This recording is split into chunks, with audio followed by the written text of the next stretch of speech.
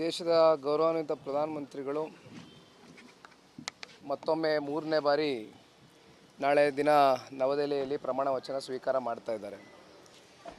ಪ್ರತಿಯೊಬ್ಬ ಭಾರತೀಯನು ಕೂಡ ಅತ್ಯಂತ ನಿರೀಕ್ಷೆಯನ್ನು ಇಟ್ಕೊಂಡಿದ್ರು ಈ ಒಂದು ಕ್ಷಣ ಬರಲಿ ಅಂತಕ್ಕಂಥದ್ದು.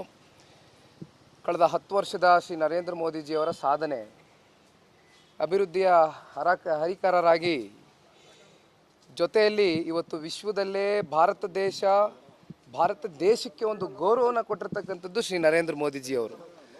ಹಾಗಾಗಿ ಅವರ ಜೊತೆಯಲ್ಲಿ NDA ಮೈತ್ರಿಕೂಟದ ಎಲ್ಲ ಪಕ್ಷಗಳು, ಎಲ್ಲ ಪಕ್ಷದ ನಾಯಕರುಗಳು ಕೂಡ ಇವತ್ತು ಬೆಂಬಲವಾಗಿ ಜೊತೆಯಲ್ಲಿ ನಿಂತಿರ್ತಕ್ಕಂಥದ್ದು. ನಮ್ಮ ರಾಜ್ಯದಲ್ಲೂ ಕೂಡ ಜನತಾದಳ ಪಕ್ಷದ ವರಿಷ್ಠರು ಆಗಿರ್ತಕ್ಕಂಥ ಶ್ರೀ ದೇವೇಗೌಡರು ಸಾಹೇಬರು, ರಾಜ್ಯಾಧ್ಯಕ್ಷರಾಗಿರ್ತಕ್ಕಂಥ ಕುಮಾರಸ್ವಾಮಿ ಅವರು ಲೋಕಸಭಾ ಚುನಾವಣೆ ಸಂದರ್ಭದಲ್ಲಿ ನಾವೇನು 28ಕ್ಕೆ 28 ಗೆಲುವು ಸಾಧಿಸಬೇಕು ಅಂತಕ್ಕಂಥ ಒಂದು ಹೋರಾಟವನ್ನು ಮಾಡಿದ್ವಿ. ಒಂದು ಹಂತಕ್ಕೆ ಹೋರಾಟ ಪ್ರತಿಫಲ ಕೊಟ್ಟಿದೆ, ಯಶಸ್ಸು ಕೊಟ್ಟಿದೆ. ಆ ಯಶಸ್ಸಿಗೆ ಕಾರಣ ಕನ್ನಡಿಗರು. ಬಹುಶಃ ಎಲ್ಲೋ ಒಂದು ಕಡೆ ಹಳೆ ಮೈಸೂರು ಪ್ರಾಂತ್ಯದಲ್ಲಿ ಖಂಡಿತ ಸಂತೋಷ ಇದೆ, ಇಲ್ಲ ಅಂತ ಅಲ್ಲ. ಆದರೆ ಇನ್ನು 2 ಸ್ಥಾನಗಳಲ್ಲಿ ನಾವು ಸೋತಿರ್ತಕ್ಕಂಥದ್ದು ಕೂಡ ಎಲ್ಲೋ ಒಂದು ಕಡೆ ನಮ್ಮ ಲೋಪದೋಷಗಳಿಂದ ಸೋತಿದ್ದೀವಿ ಅಂತಕ್ಕಂಥದ್ದು 2 ಪಕ್ಷದ ನಾಯಕರುಗಳಲ್ಲಿ ಇವತ್ತು ಮನಸ್ಸಿನಲ್ಲಿ ಇರ್ತಕ್ಕಂಥದ್ದು. ಆದರೂ ಕೂಡ ಹಳೆ ಮೈಸೂರು ಪ್ರಾಂತ್ಯದಲ್ಲಿ ಅತ್ಯಂತ ಯಶಸ್ವಿಯಾಗಿ ಪ್ರದರ್ಶನವನ್ನು ಮಾಡಿರೋದು ಬಹುಶಃ ಜನತಾದಳ ಪಕ್ಷ ಹಾಗೂ ಭಾರತೀಯ ಜನತಾ ಪಾರ್ಟಿಯ ಕಾರ್ಯಕರ್ತರುಗಳು ತಳಮಟ್ಟದಲ್ಲಿ ಪರಸ್ಪರ ಇವತ್ತು ಏನು ಅಣ್ಣತಮ್ಮಂದ ರೀತಿ ದುಡಿದಿದ್ದಾರೆ.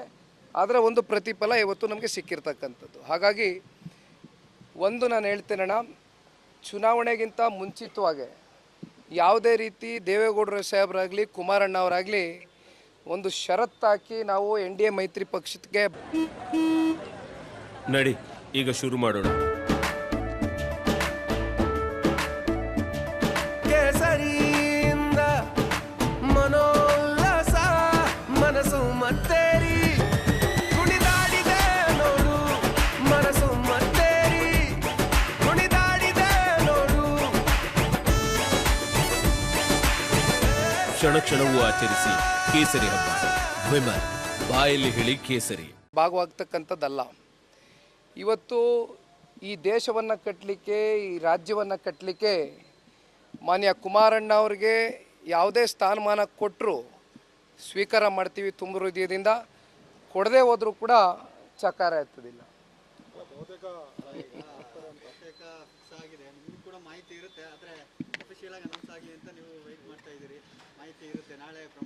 ಕೆಲವೊಂದಷ್ಟು ಪ್ರೋಟೋಕಾಲ್ಗಳನ್ನ ಫಾಲೋ ಮಾಡಬೇಕಾಗ್ತದೆ. ಹಾಗಾಗಿ ನಾನು ಹೆಚ್ಚಾಗಿ ಹೇಳಲಿಕ್ಕೆ ಇಷ್ಟಪಡೋದಿಲ್ಲ. ನಾಳೆ ದಿನ ನಿಮಗೆ ತಿಳಿಯುತ್ತಣ್ಣ. ನಿಮಗೆ ಎಷ್ಟು ಖುಷಿ ಇದೆ ಸರ್, ಕೇಂದ್ರ ಸಚಿವರಾಗ್ತಾರೆ?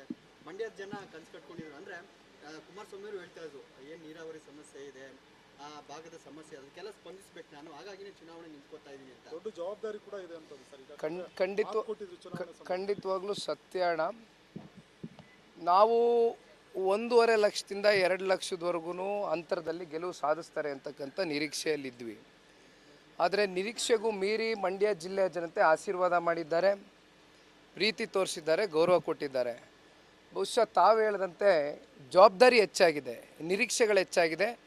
ಆ ಜವಾಬ್ದಾರಿ ತಕ್ಕಂತೆ ನಿರೀಕ್ಷೆಗೂ ಮೀರಿ ಮಾನ್ಯ ಕುಮಾರಸ್ವಾಮಿ ಅವರು ಕೆಲಸ ಮಾಡ್ತಾರೆ ಮಂಡ್ಯ ಜಿಲ್ಲೆಯ ಪರವಾಗಿ ಅಂತಕ್ಕಂಥದ್ದನ್ನು ಮಾತ್ರ ನಾನು ಭಾಳ ವಿಶ್ವಾಸವಾಗಿ ಹೇಳ್ಬೋದು. ಯಾಕಂದರೆ ಕಾವೇರಿ ವಿಚಾರ ಆಗಿರ್ಬೋದು ಅಥವಾ ಭದ್ರಾ ಆಗಿರ್ಬೋದು, ಬೇರೆ ಬೇರೆ ರಾಜ್ಯದ ಜ್ವಲಂತ ನೀರಿನ ಸಮಸ್ಯೆಗಳು ಪರಿಹಾರ ಆಗುತ್ತೆ ಅನ್ನೋ ಒಂದು ನಿರೀಕ್ಷೆ ಕೂಡ ಅವ್ರ ಮೇಲೆ ಇರುವಂಥದ್ದು ಸರ್. ಕುಮಾರಣ್ಣ ಅವರು ಕೂಡ ಪದೇ ಆ ಮಾತನ್ನು ಹೇಳ್ತೀವಿ. ಇವತ್ತು ಕಾವೇರಿ ವಿಚಾರವಾಗಿ ಹಲವಾರು ವರ್ಷಗಳಿಂದ 2 ರಾಜ್ಯದ ಮಧ್ಯೆ ಇರ್ತಕ್ಕಂಥ ಈ ಒಂದು ವಿಷಯ ಏನಿದೆ, ಜೊತೆಯಲ್ಲಿ ಮೇಕೆದಾಟನ್ನು ನಿರ್ಮಾಣ ಮಾಡ್ತಕ್ಕಂಥ ವಿಚಾರ ಇರ್ಬೋದು, ಈ ರೀತಿ ಅನೇಕ ಜ್ವಲಂತ ಸಮಸ್ಯೆಗಳೇನಿದೆ, ಇದಕ್ಕೆಲ್ಲ ಇವತ್ತು ಮಂಡ್ಯ ಜಿಲ್ಲೆಯ ಜನತೆ ಕುಮಾರಸ್ವಾಮಿ ಅವರಿಗೆ ಶಕ್ತಿಯನ್ನು ತುಂಬಿಸಿದ್ದಾರೆ. ಕೇಂದ್ರದ ನಾಯಕರಾಗಿರ್ತಕ್ಕಂಥ ಅಮಿತ್ ಶಾ ಜಿ ಅವರಿರ್ಬೋದು, ದೇಶದ ಗೌರವಾನ್ವಿತ ಪ್ರಧಾನಮಂತ್ರಿಗಳಿರ್ಬೋದು, ಇವತ್ತು ಕರ್ನಾಟಕ ರಾಜ್ಯಕ್ಕೆ ಇಲ್ಲಿವರೆಗೂ ಆಗಿರ್ತಕ್ಕಂಥ ಅನ್ಯಾಯ ಏನಿದೆ ಇದನ್ನು ಸರಿಪಡಿಸ್ತಕ್ಕಂಥದ್ದಕ್ಕೆ ಅವರ ಗಮನವನ್ನು ಸೆಳೀತಕ್ಕಂಥ ಕೆಲಸ ಕನ್ನಡಿಗರ ಪರವಾಗಿ ಮಾನ್ಯ ಕುಮಾರಸ್ವಾಮಿ ಅವರು ಮಾಡ್ತಾರೆ ಅಂತಕ್ಕಂಥದ್ದು ಭಾಳ ಸ್ಪಷ್ಟವಾಗಿ ಹೇಳ್ತೀನಿ.